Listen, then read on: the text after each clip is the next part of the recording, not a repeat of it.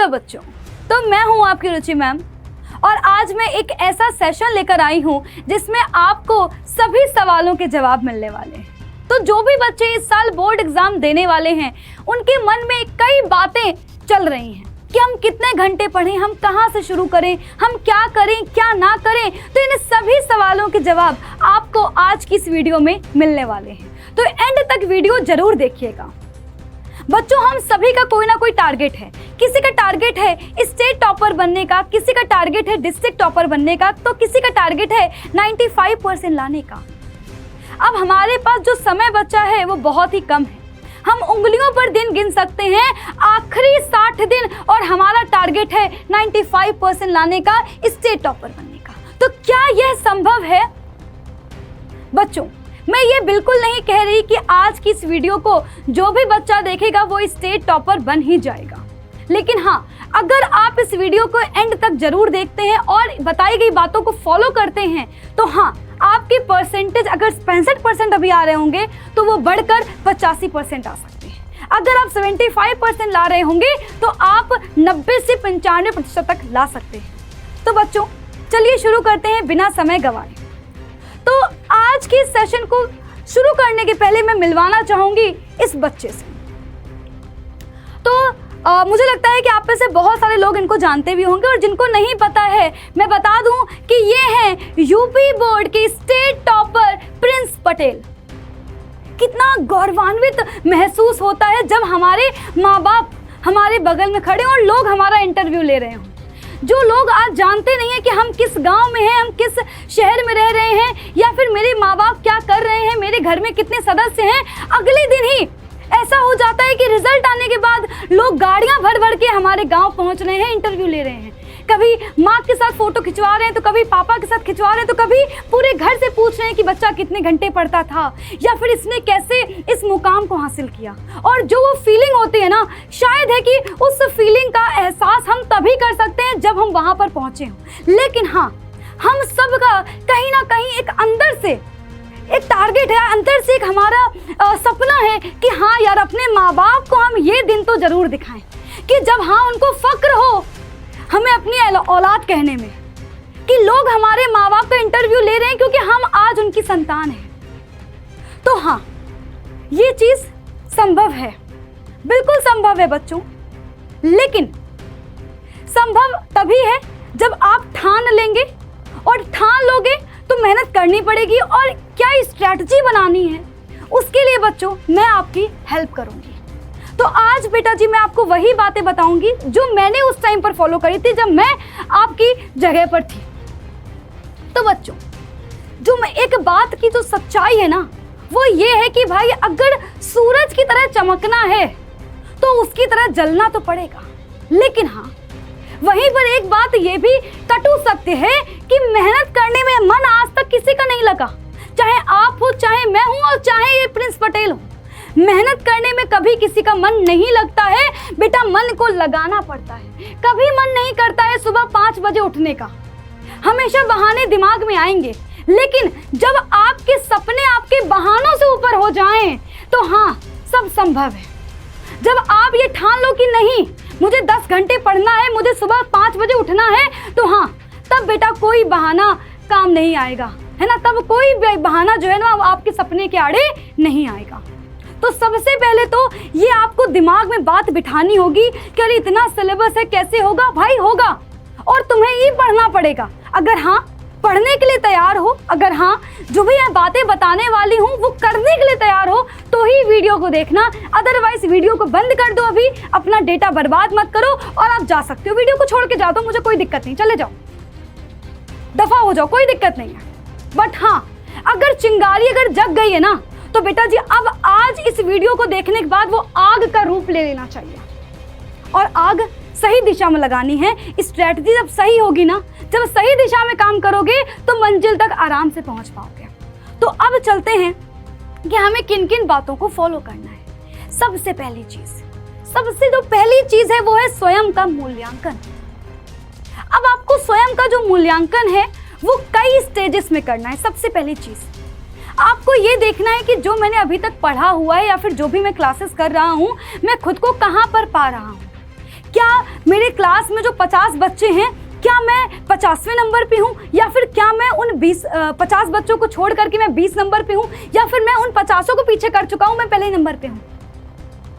या फिर अगर मैं अपने स्कूल में अच्छा कर रहा हूँ तो जो मैं कोचिंग जा रहा हूँ, या फिर जब मैं अपने मोहल्ले में जितने बच्चे हैं, क्या मैं उन सभी स्कूल के पढ़ने वाले बच्चों से आगे चल रहा हूँ, या फिर सबसे पीछे हूँ। अगर आप इस तरह का मूल्यांकन खुद का कर लेते हैं ना, तो कहीं ना कहीं ये आसान हो जाएगा जानना कि आपकी जो तैयारी है वो कितनी सही चल रही है, या फिर आपको और कितना मेहनत करने की ज़रूरत है। तो सबसे पहले तो बेटा आप खुद को जज करेंगे। दूसरी चीज़, आप अपने सिलेबस को जज करेंगे, अपने सिलेबस का मूल्यांकन करेंगे कि आपके पास दिन कितने बचे हैं और कितनी चीज़ें आपको नहीं आती हैं, या फिर कितनी चीज़ें आपको तैयार हैं। बेटा ये आपको एक पेपर में लिखना पड़ेगा। इससे क्या होगा, इससे आपको अपनी तैयारी की स्थिति का पता चल जाएगा। भाई हमने तो सोचा था यार हमें 95% लाने हैं, लेकिन जिस तरह की मेरी स्थिति है उससे तो 65% भी नहीं आ रहे हैं। या फिर मैंने तो टारगेट सोचा था कि मैं 75% तक तो आराम से ले आऊँगा, पर जिस तरह के मेरे हालात हैं उससे तो मेरे 50% भी नहीं बन रहे हैं। तो इससे बेटा जी हमें पहले ही पता चल जाएगा, रिजल्ट आने के पहले पता चल जाएगा कि यार मैं कहाँ पर स्टे कर रहा हूँ, मैं कहाँ पर आज खड़ा हूँ। और बेटा जी जब आपको अपनी स्थिति पता चल जाएगी ना, तो आप क्या कर सकते हो, अपनी स्ट्रेटजी को बदल सकते हो, पढ़ने के घंटे को बदल सकते हो, आप जो सब्जेक्ट पढ़ रहे हो, जिस तरह से पढ़ रहे हो, पढ़ाई के तरीकों को बदल सकते हो।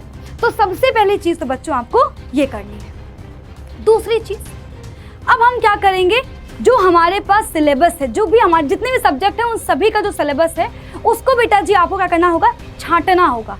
कैसे छांटना होगा बेटा, सबसे पहले तो आप उन टॉपिक्स को देखो, बोर्ड के जो पेपर हैं, जो भी प्रीवियस ईयर क्वेश्चंस हैं उनमें आप उठाकर देखो कि ऐसे कौन से टॉपिक्स हैं जो बोर्ड में सबसे ज़्यादा नंबर में आते हैं, यानी कि 7 और 8 नंबर में पूछे जाने वाले टॉपिक्स कौन कौन से हैं। और बिना बहाने के उनको पहले तैयार करना स्टार्ट करो। तुम्हें आता है नहीं आता है, समझना है नहीं समझ, उससे फर्क नहीं पड़ता कहाँ से पढ़ोगे, कैसे पढ़ोगे, ये बेटा जी नहीं सोचना है। बस हाँ पढ़ना है, इसको तैयार करना है, बस इसको तैयार करना है, चाहे मुझे कुछ भी करना पड़े। दूसरी चीज़, हमें बेटा जी कम से कम 200 ऑब्जेक्टिव्स तैयार कर लिए। बच्चों ये मेरी खुद की स्ट्रैटेजी थी। जब मैं क्लास 10th में थी तो मैंने क्या किया था, जितने भी प्रीवियस ईयर क्वेश्चंस थे उसमें जो भी बोर्ड में जो भी ऑब्जेक्टिव क्वेश्चंस आ रहे थे, मैंने उनकी एक अलग लिस्ट बनाई हुई थी और उसमें कम से कम मैंने 200 क्वेश्चंस लिए थे। अब जो क्वेश्चन बार बार रिपीट हो रहे हैं उनको हटा दो, है ना। जैसे कि मान लो प्रकाश के परावर्तन के कितने नियम है, ये मान लो अगर 3 साल लगातार पूछा गया तो उसको आप एक बार ही काउंट करोगे। तो ऐसे मैंने 200 क्वेश्चंस निकाले थे और उन 200 ऑब्जेक्टिव्स को मैंने बिल्कुल तैयार कर लिया था। ठीक है, तो ये 2 चीज़ें करनी है। इससे होगा क्या बेटा, इससे होगा ये कि एक तो आपका जो लॉन्ग आंसर वाला पार्ट है, जो आपके 8 नंबर 7 नंबर के क्वेश्चन है वो तैयार हो जाएंगे। जो 10 नंबर के क्वेश्चन आ रहे हैं या फिर 30 नंबर के क्वेश्चन आ रहे हैं या फिर 40 नंबर के क्वेश्चन आ रहे हैं, वो यहाँ से आपके तैयार हो जाएंगे, है ना। तो इधर हमने क्या किया, आधा पेपर तो हमने ऐसे ही देख लिया, तैयार हो गया हमारा। अब हमें बचे हुए 30 नंबर के लिए हमें लड़ना है। अब हम क्या करेंगे, अब बेटा जी हम लोग ये देखेंगे कि हमें कौन कौन से टॉपिक्स आते हैं, है ना। उनको हम तीसरे नंबर पे रखेंगे, उनको अभी नहीं पढ़ना है। जो टॉपिक्स आते हैं उनको देख लो कि हाँ ये इंपॉर्टेंट है और हमें आते हैं, इनको छोड़ दो, काम करो इस पे, इन दोनों पे काम करो। फिर आपको ऐसे टॉपिक्स के लिए आपको जो है एक लिस्ट बना लेनी है भाई, जो आते भी नहीं है और इम्पॉर्टेंट भी नहीं है। जैसे कि अगर मैं फिजिक्स में बात करूँ तो बेटा जी ऊर्जा के स्रोत में आपके जो टॉपिक्स हैं, पवन चक्की हो गया, OTEC हो गया, वो इतना इम्पॉर्टेंट नहीं है, तो आते भी नहीं है और इतने इम्पॉर्टेंट भी नहीं, तो आप उनको एक तरह से हटा सकते हो अभी के लिए, है ना। पहला आपका जो टारगेट है वो होना चाहिए, इधर आपका ये टारगेट होना चाहिए। अब इससे होगा क्या, इससे बेटा जी हमें सिलेबस की एक पूरी क्रिस्टल जो क्लियर पिक्चर दिख रही होगी कि हाँ यार हमें कितना पढ़ना है और हमें क्या क्या पढ़ना है। इससे होगा क्या कि अब हम उसी सिलेबस के हिसाब से अपने घंटे डिसाइड कर लेंगे। अच्छा बच्चों, तो दूसरी सबसे जो बड़ी कंफ्यूजन है आपके दिमाग में वो ये है कि यार अगर घंटे हम बढ़ा देंगे तो हमारे जो टॉपर बनने के चांसेस हैं वो बढ़ जाएंगे, यानी कि अगर हम 10 घंटे पढ़ेंगे तो हम टॉपर बन जाएंगे। पर बेटा ये सच्चाई नहीं है, घंटे बढ़ाने से कुछ नहीं होगा। और अगर मेरी बात मानो तो आपको अपने दिन को 3 तरह से डिवाइड कर लेना है। आपको अपने दिन को 3 तरह से डिवाइड कर लेना है।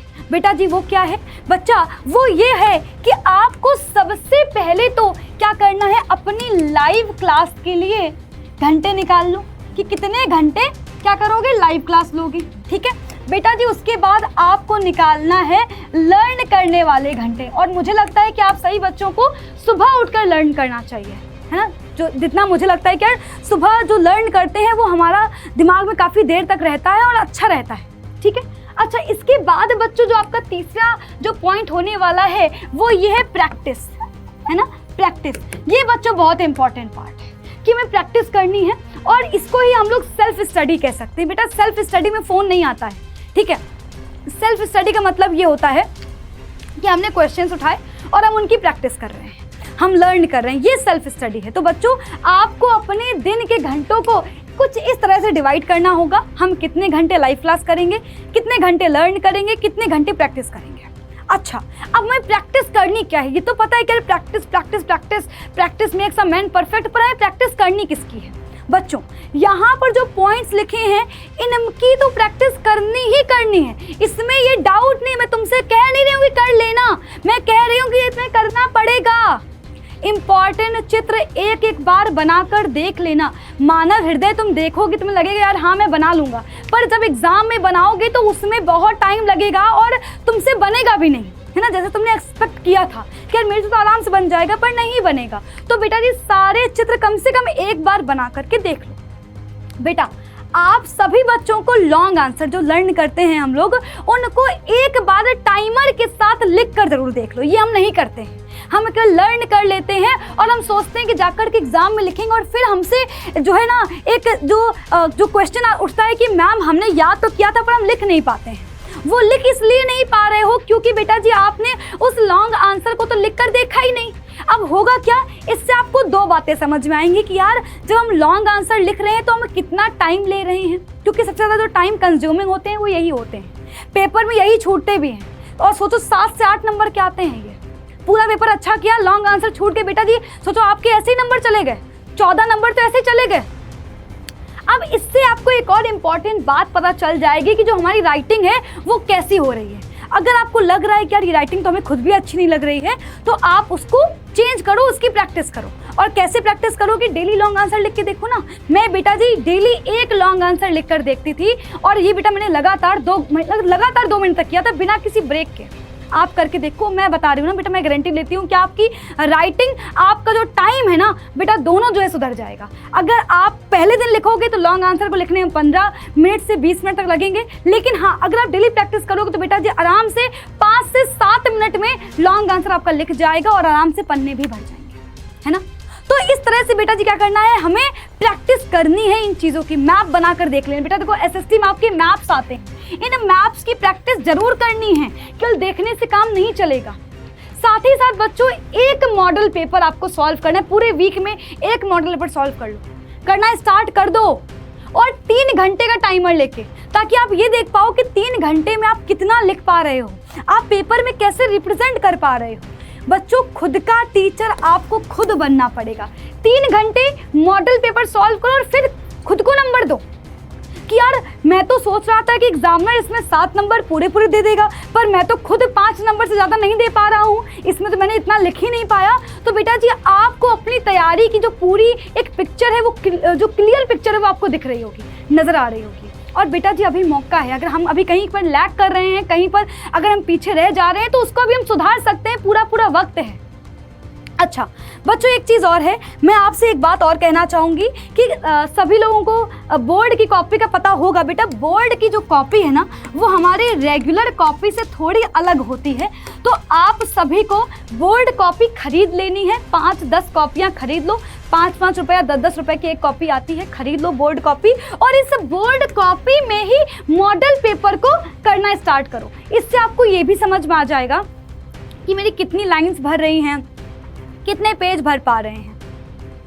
आगे आएंगे बच्चों, ये जो चौथा पॉइंट है आपको लग रहा होगा यार मैम ये तो आप क्या ही कह रही हो, लेकिन बच्चों आप सभी बच्चों के लिए, जो बच्चे इस टाइम पर बोर्ड के लिए बिल्कुल जुटे पड़े हैं, कम से कम 6 से 7 घंटे की नींद मैंडेटरी है।